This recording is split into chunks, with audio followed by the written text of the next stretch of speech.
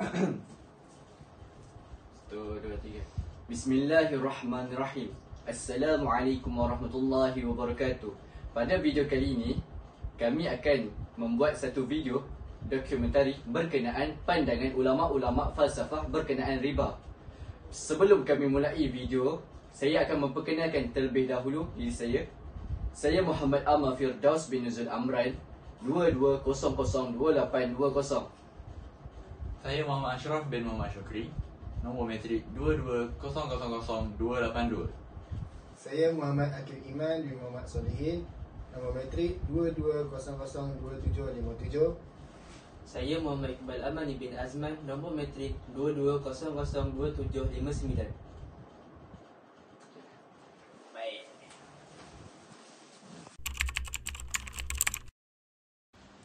Apa itu riba? Takrifan ringkas riba ialah merupakan sebarang tambahan di atas hutang akibat penangguhan tempoh dan tambahan dalam pertukaran barangan tertentu, yakni barang ribawi.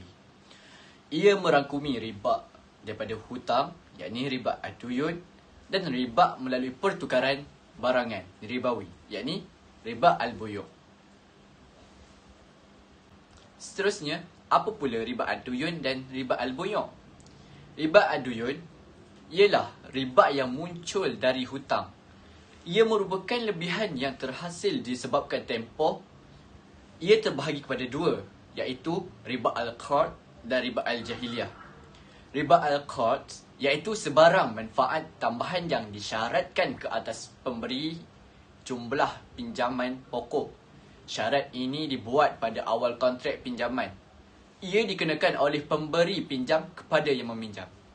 Sebagai contoh, Iqbal ingin meminjam RM1,000 daripada Akil. Tetapi Iqbal menetapkan syarat bahawa Akil wajib membayar semula hutang tersebut sebanyak RM1,200. Lebihan RM200 merupakan riba ad-duyun jenis al-qard. Seterusnya, riba al-jahiliyah. Riba al-jahiliyah merupakan kadar atau sebarang manfaat tambahan lebih dari jumlah pokok yang dikenakan oleh pemberi pinjam kepada peminjam akibat si peminjam gagal membayar pada tempoh yang telah dipersetujui. Sebagai contoh, Muhammad bersetuju memberi pinjaman kepada Ahmad sebanyak RM500 dan dikehendaki membayar kembali 1 bulan dari sekarang. Tetapi sekiranya Ahmad gagal membayar hutang Muhammad sebelum atau pada 1 bulan yang telah ditetapkan, maka Ahmad dikehendaki membayar pada Muhammad sebanyak RM600.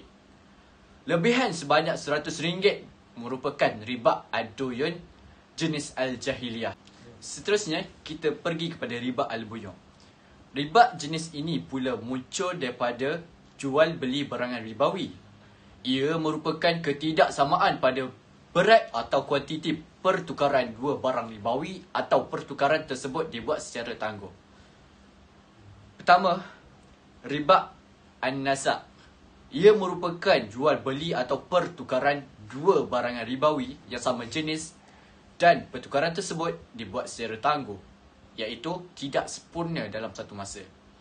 Sebagai contoh, Aminah membeli emas seberat 6 gram dengan harga RM1,000 secara tangguh. Yang bermaksud, ambil emas hari ini, bayarnya bulan depan. Riba an-nasa' juga disebut sebagai riba an-nasiyah. Seterusnya, riba al-fard. Riba al-fard merupakan jual beli atau pertukaran antara dua barangan ribawi yang sama jenis dengan berbeza kadar berat, iaitu jika dijual dengan timbang atau kuantiti, jika dijual secara bilangan kuantiti. Sebagai contoh, menukar 10 gram emas jenis 916 dengan 12 gram emas jenis kualiti 750. Pertukaran ini adalah haram kerana sepatutnya kedua-duanya mesti sama timbangannya. Contoh, 10 gram atau 12 gram, perbezaan kualiti tidak memberi kesan kepada hukum.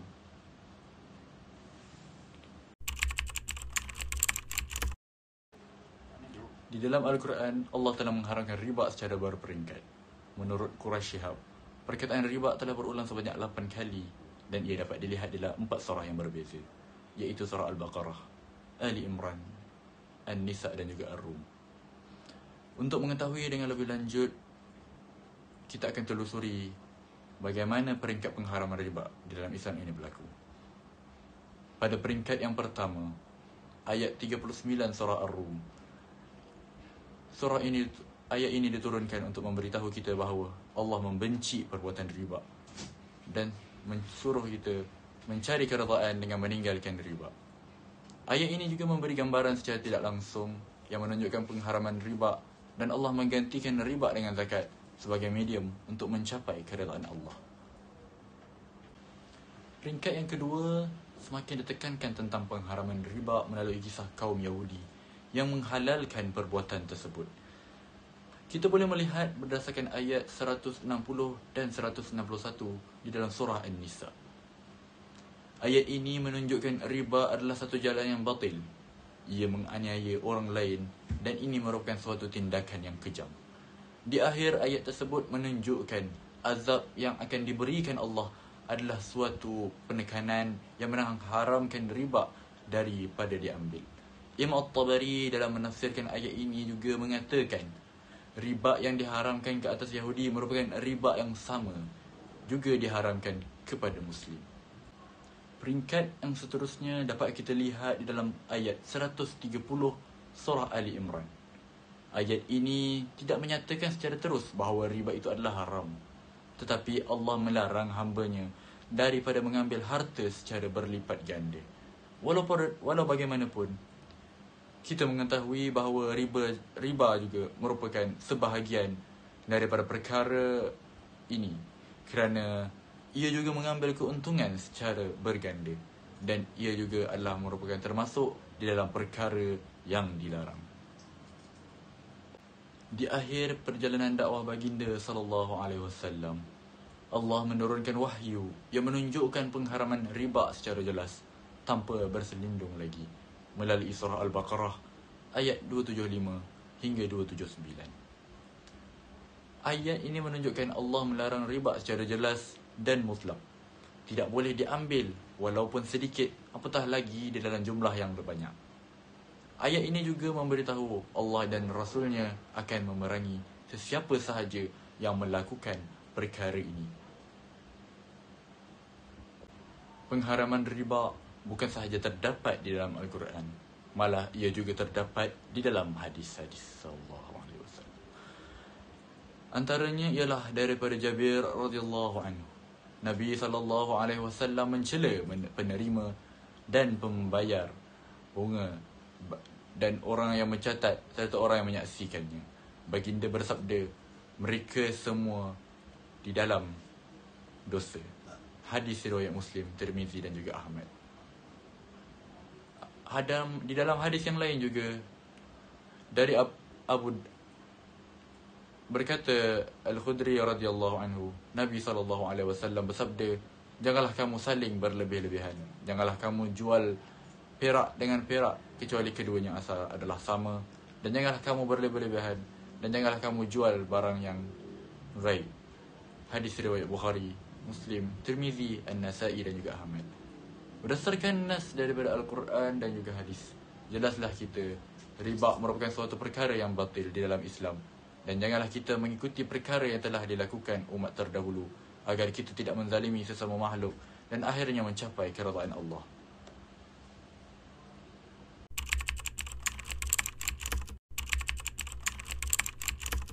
Seterusnya kita pergi kepada pandangan ahli-ahli falsafah tentang riba. Yang pertama, Aristotle. Siapakah Aristotle? Aristotle merupakan seorang ahli falsafah dan ilmuwan yang terkemuka, juga sangat berpengaruh pada zaman pertengahan.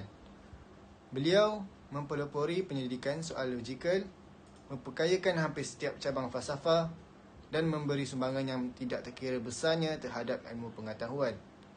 Beliau juga merupakan anak murid Plato, yang juga merupakan ahli falsafah yang terkenal, dan juga guru kepada Alexander the Great, iaitu pemimpin yang agung. Walaupun banyak idea-idea Aristotle kini sudah ketinggalan zaman, tetapi yang paling penting dari apa yang pernah dilakukan Aristotle adalah pendekatan rasional yang senantiasa menjadi asas karyanya. Dilihat dalam tulisan-tulisan Aristotle, sikap bahawa dalam setiap aspek kehidupan manusia atau masyarakat selalu terbuka untuk dibuat pemikiran dan analisa. Aristotle dilahirkan di bandar Stagira di Macedonia pada tahun 384 sebelum Masihi. Bapanya, Nicomachus, adalah seorang doktor peribadi kepada King Amyntas, iaitu raja kepada Macedonia. Pada umur 17 tahun, Aristotle pergi ke Athens, belajar di Akademi Plato. Dia menetap di sana selama 20 tahun, hingga tak lama Plato meninggal dunia. Di bawah asuhan Plato, dia menanamkan minat dalam hal spekulasi dan falsafah. Pada tahun 342 sebelum Masihi, Aristotle pulang kembali ke Macedonia dan menjadi guru kepada Alexander the Great, iaitu cucu kepada King Amyntas. Di tahun 335 sebelum Masihi, sudah Alexander naik tahta kerajaan, Aristotle kembali ke Athens dan di situ dia membuka sekolahnya sendiri yang bernama Lyceum. Dia berada di Athens selama 12 tahun, satu masa yang sama dengan penaklukan tentera Alexander. Sewaktu Alexander mati, tahun 323 sebelum Masihi, golongan anti-Macedonia memegang tampuk kekuasaan di Athens, dan Aristotle pun didakwa atas tuduhan melawan dewa. Mengingatkan nasib yang menimpa Socrates 76 tahun sebelumnya, dia meninggalkan kota sambil berkata dia tidak akan memberi kesempatan kedua kali kepada orang-orang Athens yang membuat dosa terhadap para ahli falsafah. Aristotle pun meninggal dunia pada beberapa bulan kemudian, di tahun 322 sebelum Masihi, pada umur 62 tahun. Seterusnya, kita pergi kepada pandangan beliau terhadap riba. Aristotle tidak memperincikan tentang penolakannya terhadap riba, tapi dia berpendapat dengan keberatan mengenai uang. Ia mengemukakan bahawa uang memiliki fungsi sebagai alat tukar dan bukan alat sebagai menghasilkan tambahan melalui bunga. Mengenai bunga, Aristotle menganggapnya sebagai uang yang keberadaannya dari sesuatu yang belum tentu pasti terjadi.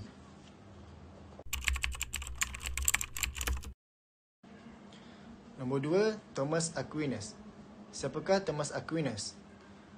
Ahli falsafah dan ahli teologi, Thomas Aquinas dilahirkan pada 28 Januari 1225. Thomas Aquinas anak kepada pasangan keluarga Itali, iaitu Landep dari Aquino dan Theodora, Countess of Tiono. Beliau dibesarkan di Roccasecca, Itali bersama 7 yang lain, dan beliau merupakan anak bongsu.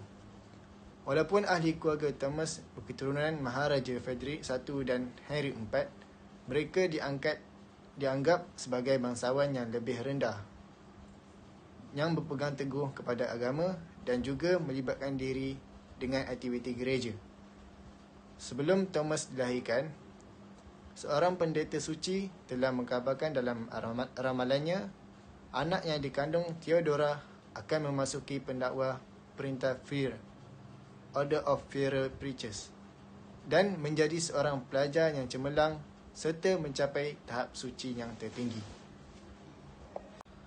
Penglibatan aktif keluarganya dalam bidang politik menyebabkan Thomas Aquinas telah dihantar ke Benedictine Abbey of Monte Cassino untuk dilatih oleh biarawan Benedictine ketika beliau mencapai usia 5 tahun. Tujuan beliau dihantar adalah untuk mencapai matlamat politik keluarganya. Pengajian Thomas hanya sehingga beliau berusia 13 tahun kerana keadaan politik memaksa Thomas untuk pulang ke Naples dan memasuki Universiti Naples pada tahun 1239. Dan kemudian secara tidak langsung, beliau telah terlibat dengan peraturan Dominican Order. Oleh sebab beliau tidak menyukai suasana keluarganya yang berpolitik, beliau bertekad untuk bebas dan berpindah. Oleh sebab itu, beliau telah mempelajari ilmu falsafah dan teologi di bawah seliaan Albertus Magnus the Great selama 4 tahun di University Cologne di Jerman pada tahun 1250 bagi falsafah kedoktoran teologi. Pada tahun 1273, beliau telah jatuh sakit. Keadaan kesihatan tersebut telah menyebabkan beliau berhenti daripada aktiviti mengajar dan menulis. Tidak lama selepas itu, beliau meninggal dunia pada tahun 1274 di Fossanova Abbey, Lazio, Itali, ketika beliau dalam perjalanan menghadiri mesyuarat Council of Lyons. Seterusnya, pandangan beliau terhadap riba.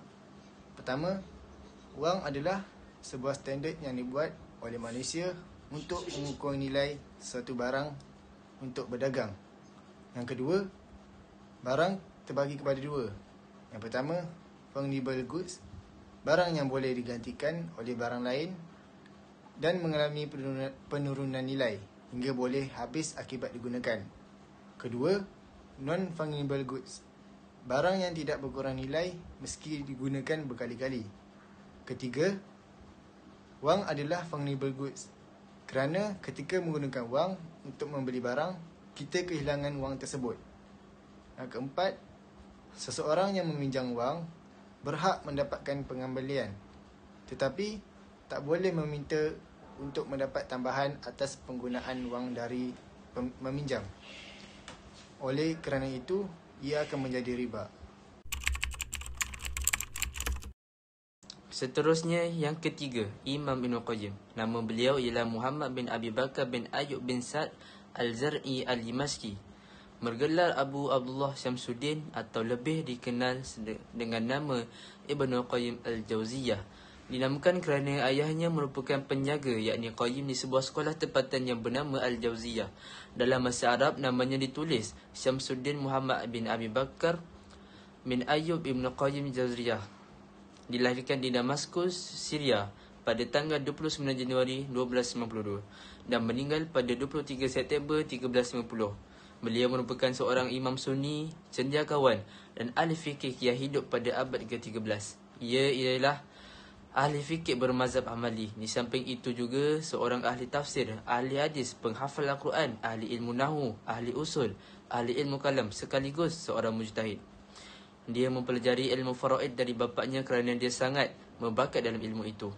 Belajar bahasa Arab dari Ibnu Abi Al-Fad Al-Bati dengan membaca kitab-kitabnya, yakni Al-Mulakhas lil Abil Bak, kemudian kitab Al-Jurjaniyah, kemudian Alfiyah Ibn Malik. Di samping itu, dia belajar dari Syekh Majnun Al-Tunisi satu bahagian dari kitab Al-Muqarrib li Ibn Al-Ushur. Ibn Qayyim Al-Jauziyah wafat pada malam Khamis tanggal 13 Rajab tahun 751 Hijrah dalam usianya 60 tahun. Ia disolatkan di Masjid Al-Jami' Al-Umawi dan setelah itu di Masjid Jami' Al-Jarrah. Ribuan pelayat berdasarkan mengantar kepergian Ibn Qayyim ke makamnya. Ibn Qayyim dikuburkan di perkuburan Babush Saghir. Seterusnya kita pergi kepada pandangan beliau mengenai riba. Ibn Qayyim turut membincangkan isu riba yang menjadi teras kepada amalan perbankan dan kewangan konvensional. Beliau menyatakan bahawa riba ialah bercanggah langsung dengan amalan zakat dan sedekah. Ibn Qayyim memetik ayat Al-Quran surah Al-Baqarah ayat 276 yang bermaksud Allah menggunakan riba dan menambahkan pahala sedekah, dan Allah tidak menyukai setiap orang kafir yang membuat dosa. Beliau memargikan riba kepada dua jenis, iaitu yang pertama riba al-fal, yakni lebihan riba barang, dan riba an-nasiyah, iaitu riba masa tunda. Riba al-fal juga disebut oleh Ibn Qayyim sebagai riba al-kafi, yakni riba tersembunyi. Manakala riba an-nasiyah disebut sebagai riba al-jahil, riba zahir. Riba al-fal berlaku dalam transaksi yang melibatkan 6 komoditi, iaitu emas, perak, gandum, barli, kurma dan garam. Apabila tukar secara sekata dari segi kuantiti atau berat, dalam transaksi hutang. Riba an-nasiah berlaku dalam meminjamkan wang dengan kewajipan pembayaran balik dan yang melibatkan pertambahan nilai atau kuantiti. Ibnu Qayyim mengharamkan semua jenis riba kerana ia boleh mendatangkan kesan buruk kepada masyarakat, mengikis perasaan ihsan dan mengurangkan semangat tolong-menolong. Sebaliknya, ia boleh membawa kepada permusuhan antara individu. Dan terakhir sekali, ahli falsafah yang terakhir iaitu John Calvin. Nama lain bagi John Calvin ialah Jean Calvin. Beliau lahir pada 10 Julai 1909 dan meninggal pada 27 Mei 1884. Beliau merupakan seorang paderi, agamawan dan filsuf pembaruan Protestan berbahasa Perancis. Beliau merupakan tokoh utama dalam membangunkan sesuatu kajian mendalam berkaitan teologi agama Kristian yang khusus. Sistem ini kemudian diberi nama Calvinism, di mana beliau dipanggil serta dihuraikan tokoh-tokoh utama yang terdahulu. Calvin menerbitkan beberapa pengemas kinian Institutio, sebuah karya bahasa Latin yang menjadi dasar dalam teori agama Kristian yang masih dibaca sehingga kini. Tulisan ini dibuatnya pada usia 26 tahun dan kemudian dalam bahasa ibundanya, iaitu bahasa Perancis, pada 1551, dan edisi terakhirnya masing-masing muncul pada tahun 1559 dan 1560. Beliau juga banyak menulis tafsiran tentang kitab-kitab di dalam Alkitab. Untuk perjanjian lama, beliau menerbitkan tafsiran tentang semua kitab kecuali kitab-kitab sejarah setelah kitab Yosua, meskipun beliau menerbitkan khutbah-khutbahnya berdasarkan kitab 1 Samuel dan sastra hikmat kecuali Mazmur. Untuk perjanjian baru pula, beliau melewatkan surat 2 jin dan surat 3 jin serta kitab wahyu kepada jin. Ada sebahagian pihak yang mendakwa mengatakan bahawa Calvin sesungguhnya mempertanyakan kesahihan kanon kitab wahyu. Namun beliau tetap menggunakan ia sebagai rujukan dalam tulisan-tulisannya yang lain sambil mengakui kepentingan ia, sehingga teori itu diragukan. Tafsiran-tafsiran ini pun ternyata tetap berharga bagi para pengaji kitab Bible, malah masih terus diterbitkan setelah lebih dari 400 tahun.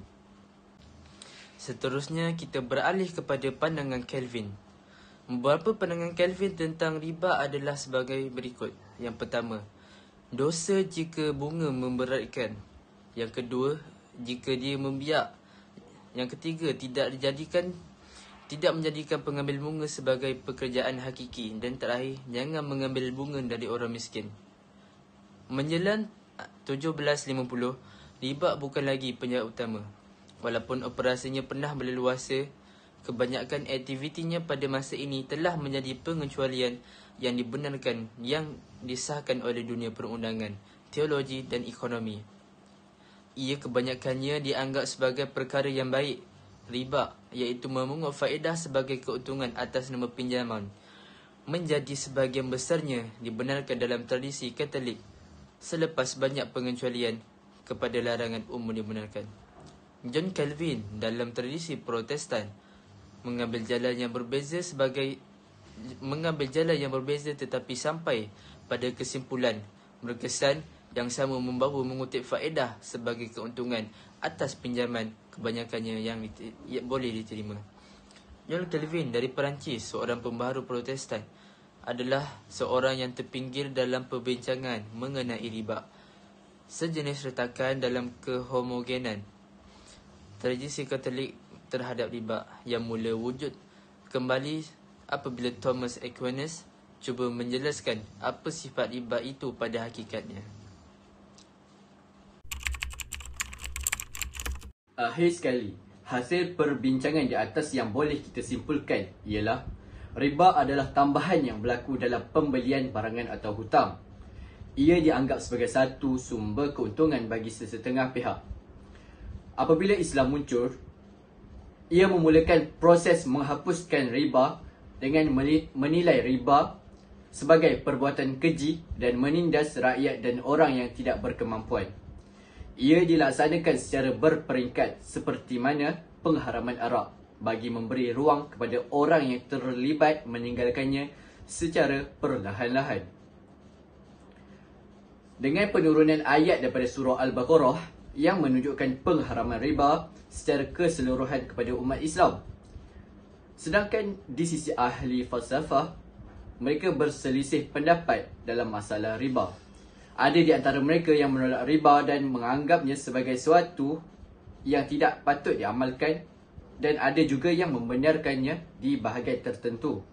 Namun dalam Islam, riba adalah haram dan sebagai seorang Muslim, wajib bagi kita meninggalkannya perkara-perkara yang berkaitan dengan riba dan juga aktiviti yang haram agar kita tidak dihukum kerana melanggar perintahnya. Itu sahaja daripada kami. Terima kasih.